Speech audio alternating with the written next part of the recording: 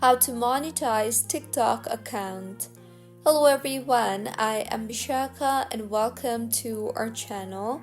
Now, let's get right into the tutorial. Firstly, go ahead and open the TikTok app on your device. Make sure you are signed in, and if not, then go ahead and sign yourself in.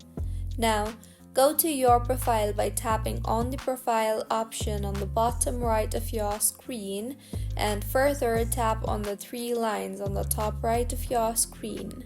You will see the option for TikTok Studio. Tap on that. In the interface that you will be led to, you will see the Monetization tab. Under the Monetization tab, there are various options. Simply tap on the option that suits your preference the best. For instance, I will tap on the Video Gifts option. So, as you can see here on the screen, to be eligible for video gifts, you need to have at least 10,000 followers. Video must pass safety moderation to be eligible for gifts, and you need to meet the age requirement, along with you have to have an account that has been active for at least 30 days. Also, make sure that the account is not used by government, politicians, or political parties.